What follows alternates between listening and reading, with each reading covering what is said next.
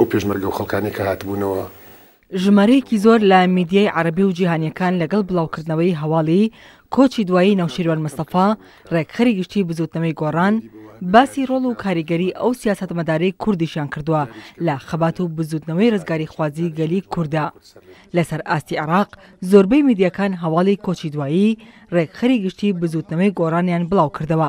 لەوانە ماڵپەڕی کەناڵی عراقی نیمچە ڕسمی سەر بە حکوومەتی عێراق و سۆمەریە نیوز و ئاژانسی ڕۆژنامەوانی سربەخۆ ئاماژیان بەوەش کردووە نەوشیروان مستەفا لەسەر ئاستی هەرێمی کوردستان و عێراق پێگەیەکی تایبەتی هەبووە و یەکێکیشە لە ئەندامی لیژنەی نووسینەوەی دەستوری هەمیشەیی عێراق و ئەندامی دەستەی دامەزرێنەرانی یەکێتی نیشتیمانی کوردستانیش بووە.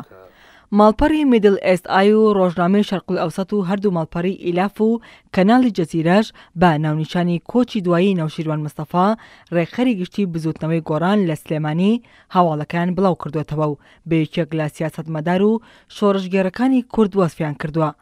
نەوشیروان مستەفا کەسێکی نزیک و هاوڕێیەکی مێژووی و دێرینی سەرۆک مامجەلال سکرتێری گشتی یەکێتی نیشتیمانی کوردستانیش بووە. هاوکات ئاژانسی هاوار نیوز و ڕووناهێش بە گرنگیەوە هەواڵی کۆچی دوایی نەوشیروان مستەفا ڕێکخەری گشتی بزوتنەوەی گۆڕانیان بڵاو کردوێتەوە و ڕایانگەیاندووە نەوشیروان مستەفا جگەل لەوەی کەسێکی سیاسەتمەدار و خاوەن خەبات و شۆڕژگەر بووە شارەزایەکی مێژووی و نووسەر و ڕۆژنامەنووس و ڕۆشنبیرێکی دیاری باشووری کوردستانیش بووە و بەشێک لە نووسینەکانی لە زانکۆکاندا خوێندراون بە تایبەتی لە بواری ڕۆژنامەگەریدا. لەلایەکی تریشەوە ئاژانسەکانی سکای پرێس و ئەنادۆڵی تورکی و کەناڵی ئەلئان جۆرناڵ نیوز و نور نیوز هەواڵی کۆچی دوایی ڕێکخەری گشتی بزوتنەوەی گۆڕانیان بڵاو کردوێتەوە و ئاماژەیان بەوە کردووە نەوشیروان مستەفا زیاتر لە 50 ساڵە دەستی بە کار و چالاکی سیاسی کردووە و ڕۆڵێکی بەرچاوی هەبووە لە ڕوبەڕووبوونەوەی سەرجەم ئەو حکوومەتەیەک لە دوایەکانی عێراق کە دژایەتی کوردیان کردووە. لە بەرامبەر حکوومەتی ئێستای عێراقیشدا داکۆچێکی زۆری لەسەر بەدەستهێنانی مافەکانی گەلی کورد کردووە. نەوشیروان مستەفا ئەمین ڕێکخەری گشتی بزوتنەوەی گۆڕان لە ساڵی 1944 لە شاری سلێمانی لەدایک بووە.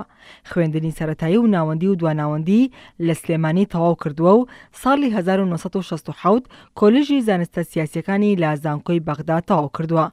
لە سەرەتای حەفتاکان چۆتە نەمسا و ماستەری لە یاسای نێودەوڵەتی لەو وڵاتەیە خوێندووە. لە سەرەتای شەستەکانی سەدەی ڕابردووەوە دەستی بە کار و چالاکی سیاسی کردووە ڕۆڵ و پێگەیەکی دیاری لە بزوتنەوەی ڕزگاری خوازی گەلی کووردا هەبووە.